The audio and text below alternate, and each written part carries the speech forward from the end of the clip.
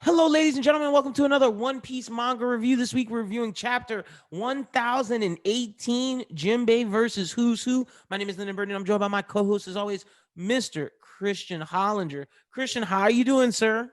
I'm doing all right. How are you doing? I'm doing good, man. You know, solid chapter, nothing too crazy. We got thorough fights. I can do this summary real quick. Basically, we get the resolution to Tama and the gifters, and then these gifters come and protect her and keep Usopp and Nami moving. Nami finally accepts Zeus as a partner, not as a servant, which I think was big for Zeus. We then see CP9 talking like, look, who's who. If you don't, we don't care which side wins, but you can't continue to live, partner. So that they said that, and then we jump into the fight, and it's just a great fight between Jinbe and Who's Who, and we'll touch on some of like the particular things we loved in the fight when we go through it. But that's pretty much the chapter. Yeah.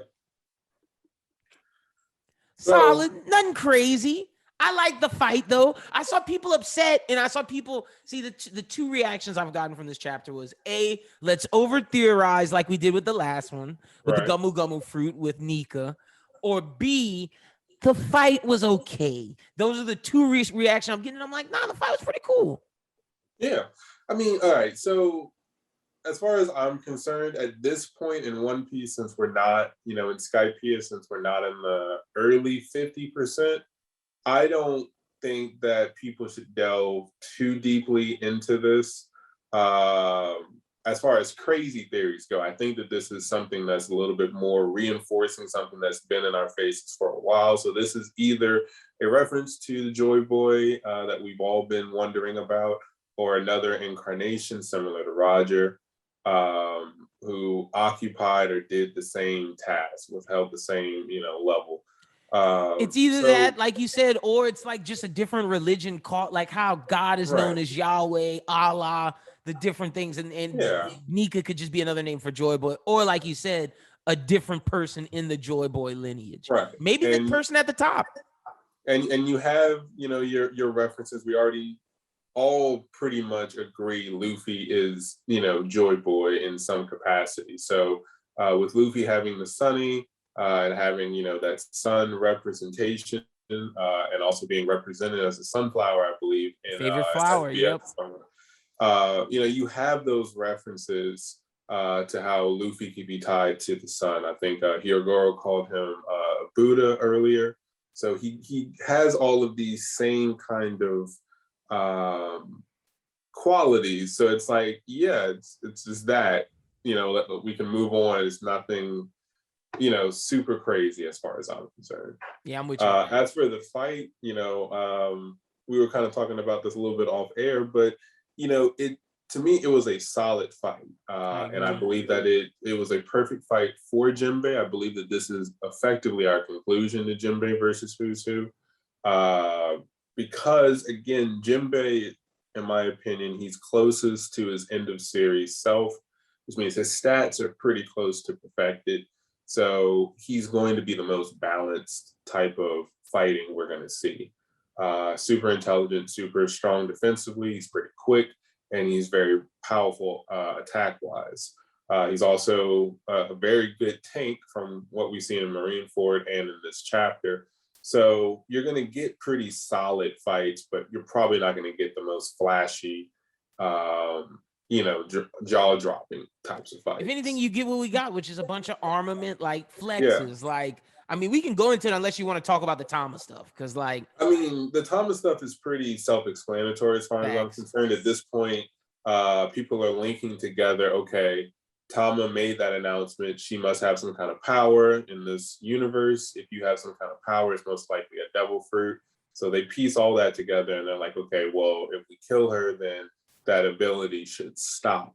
So as pretty much anyone could have speculated, Tama at some point is going to become a prime target for the people who have not been converted yet. So that time is now. We've already got, half of these gifters switching sides. So it's already a very decent kind of battle to keep Thomas safe. It switched from the original 20 to 30,000. It's now 16,000 versus 9,000, which is a huge shift. Completely feasible. Yeah. Right. And on that note, we do get some, in my opinion, some pretty good humor. You covered in your summary, and this is Zeus and Nami's rekindling. Nami at this point, I believe, is in fact impressed with Zeus, realizing that it really must have been tough for Zeus to disobey mom, and he did it anyway. He apologized and he came through for her. So at this point, she's like, okay, you're not going to be my servant, you're going to be my sidekick, a friend of mine. And immediately, we get that cute cloud type merchandise moment where it's just like, get out of the way, losers. Like, I'm finally accepted by someone again. I'm happy. And effectively, this is Big Mom's power. So yeah, Nami's just knocking out these droves futures of are just done, bro. It's just out of here later. Right. But and then the most interesting thing after that is CP Age of Zero being like, yeah, who's who? Look, we don't care who wins between Kaido and Luffy, but you, sir, you can't walk out of these doors alive. Right. Whether that's Jinbe or us. And I mean, what I do like about this, and it speaks volumes to Jinbe, is that at this point, I believe Jinbe's been acknowledged by just about every level in the world government. I mean, we've got Crocodile, who respected him, and Impel Down didn't really check him that much. They had a little, back and forth during Marineford. You have a Kainu who is being uncharacteristically polite when speaking to Jinbe. I believe he asked Jinbe to stand down multiple times, and we know Akainu is not the kind of person to ask anyone anything. Big Mom. Big Mom. I mean, Jinbe stood up to her and made her look foolish. Kid in Law, when he joined Luffy's crew, they were like, "What the hell?" He was respected by Whitebeard and Ace. So at this point, I believe he was a warlord himself. Yep. So with that being said, for CP0 to also be like, assuming he survives this, of course, he is fighting, Jinbe after all. It's like they're also saying like, yo, that's not a tough win. So I don't see who's who beating Jinbe. I don't think we really need to do anything except perhaps clean up afterwards. So, again, you're probably not going to see anything flashy from Jinbe per se, but it's going to be solid. It's most likely going to be like judo or wrestling moves for the most part, because he's going to meet everything head on. That's the way he fights. And that goes into one of my favorite parts of the fight was when Jinbe hockeys up his shoulder and his forearm and really takes who's jaw, when who Black hockeys up his teeth and really just takes it and then grabs the teeth and just spins and flips him. Though that was a great moment for Jinbe to be like, yeah, you really got nothing on me too much. Who's who? Sorry, right. Bro. And another thing we were talking about off air is this slow progression of Jinbe basically, in my opinion, almost taunting who's who with his Fang pistol. The first one, he straight up dodges it, doesn't try and block it or anything. Then in this chapter, it seems like he's kind of testing the waters by trying to block one or deflecting one. And he does actually deflect it. But, he gets cut in the process, but it doesn't seem to be really phasing him. And then after who's who just lays it on thick with the, Fishman racism, and Jinbe snaps. Jinbe takes a Fang pistol to the face. I'm sure he used armament hockey. We didn't necessarily see just because of the angle. Yeah. But with that being said, there doesn't really seem to be the same kind of cut that he had on his arm earlier. So he may have still taken damage, but he pretty much just tanked that. So we see that, he broke his finger. And with the finger pistol, that was the best moment. And that, to me, people were saying that's Conquerors. To me, that's just Rio. That's the invisible armor that Rayleigh was talking about. Yeah. That Jinbe just put on the outside, broke his finger, and then hits him with the demon brick fist and just uses that Fishman karate and damn near knocks out who's who. Or we'll see next week if he's knocked out. I think it's maybe a couple more licks. And like you said, maybe Zero comes and cleans things up. But this fight seems like a wrap. Like I think if Oda prolongs this anymore, I mean, it's just unless Who's Who has like this hidden thing we don't know about. Jinbe kind of took everything he had and flipped it on him and then whooped his ass. Yeah. I mean, that's exactly what I was going to say as well. I mean, at this point, Who's Who is showing his devil fruit merged with his 6 power techniques. Yep. So I really don't think he's going to pull out something crazier. This seems like the craziest he can go. Like that finger pistol into the thing that you said about Luffy. I mean, not Luffy, Lucci, when he hits into the spots and was trying to do multiple finger pistol spots. That's like, all right, well, you're looking like you're at your max limit, especially if you're a Lucci like rival. This is the most we've seen from Lucci, and I don't know if you're stronger than Lucci. Who's Who? No, and I mean, and this goes to what you were saying earlier. So again, Jinbe's stats, in my opinion, are going to be close to perfected at this point, which means I have no doubt that he has Rio and he's had Rio for a while.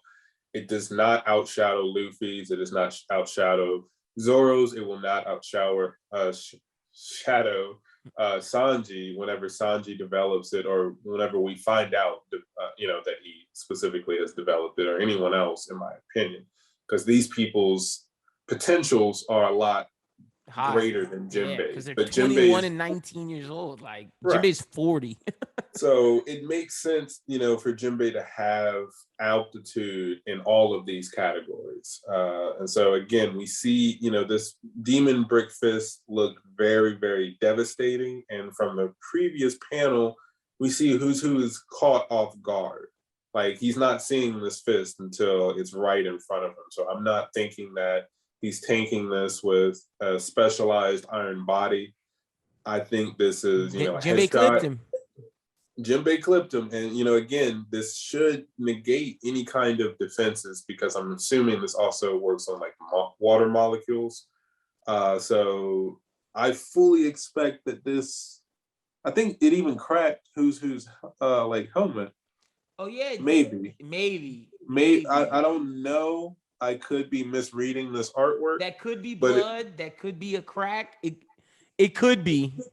I don't know, but I definitely think at this point, Who's Who is done, and this is Oda's way of saying, okay, we can move on to the next tier fight of this caliber, which would be Robin versus Black Maria along with Brooke, or Frankie versus Sasaki. Yep. That's kind of how I see the week after next going. Same. And that's pretty much this chapter. Solid chapter, unless like we're getting a break in between the next one, unless we see some CP0 stuff. That's the only way I think we don't get a fight from either Sasaki and Frankie, Black Maria, if we get heavy CP0 taking Who's Who out of here and like cleaning up, maybe. Nah, CP0 is going to be doing that, just like their name suggests, off screen. We're going to find out after the fact. Like we'll see Who's Who, like possibly being tortured on a ship as like CP0's exiting or something. Like at the end of Wano. You're not going to see.